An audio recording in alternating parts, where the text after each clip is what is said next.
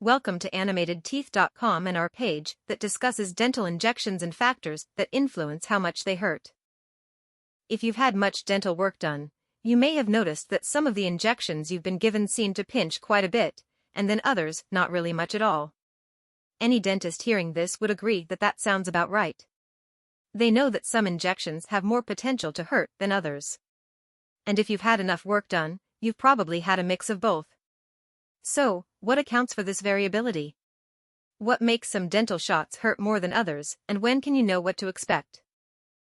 Well, the factors that tend to make shots hurt are simple enough to understand. Our associated webpage covers them in detail. This video takes highlights from that text. For starters, there's the issue of the needle and the fact that it must pierce the surface of your skin. On its own, this poke is literally a pinprick, which in other circumstances doesn't seem to be such a big deal for most people. But since it precedes the remainder of the injection process and any expectations about what might be felt during it, for some this prick is a sign of worse to come and gets a big reaction. So, what can be done to get past this initial pinch? The solution is to apply a topical anesthetic. It's routine for a dentist to use a Q-tip applicator to smear flavored topical anesthetic gel in the location where they'll give you your shot. And this step numbs your skin so it doesn't register the initial prick of the needle. Now, the reality of the situation is that this type of anesthetic only has the ability to numb your skin's surface. So, only the initial prick is deadened. Once the needle has penetrated on in, a different set of nerve endings becomes involved. But at least the topical anesthetic gets you through the initial part of your shot. So, now that the needle has penetrated your skin, what's next?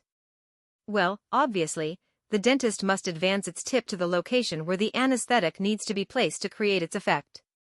With upper teeth and lower front ones, that means positioning the end of the needle near the tip of the tooth's roots.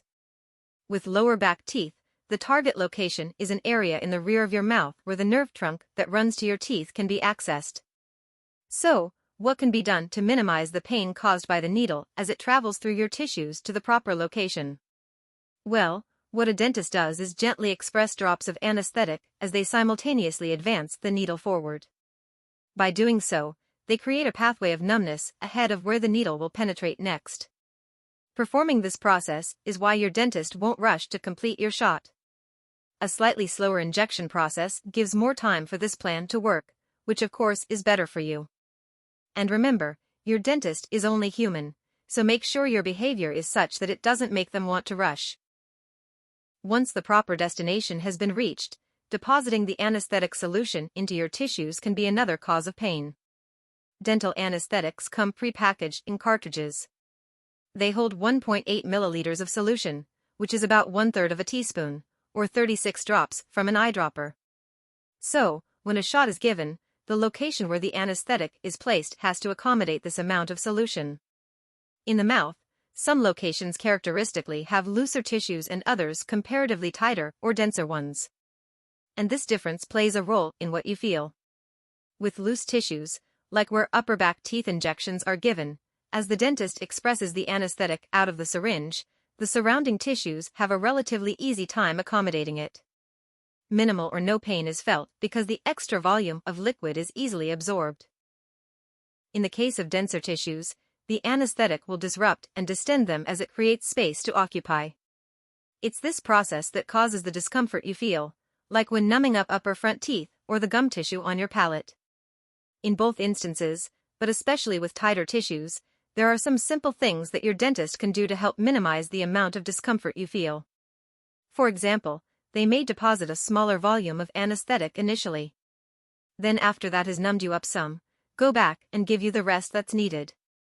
Also, expressing the anesthetic from the syringe at a comparatively slower rate gives it more time to passively filter in. So, once again, and as counterintuitive as it seems, this is another reason why you don't want your dentist to rush through the process of giving your shot. And why you need to give them as much cooperation as you can so they won't be inclined to.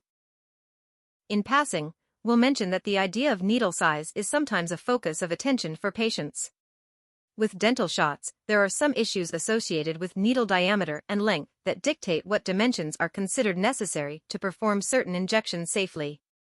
So, your dentist doesn't necessarily have so much leeway in choosing. As one last point, we'll also mention that human psychology dictates that if you want your shot to hurt, it probably will. Consider the situation where someone places a cup of cold water in front of you but tells you it's hot. If there aren't any telltale signs coming from the cup, when you first stick your finger in, you'll probably interpret the thermal shock you feel as being hot, even though it's not. That's because your mind held a preconceived notion. It can be the same with dental injections. If you're certain it's going to hurt, you'll tend to slant your interpretation of events that way. So be as open to the experience as you can, and try to think positively. With that, we'll conclude this video.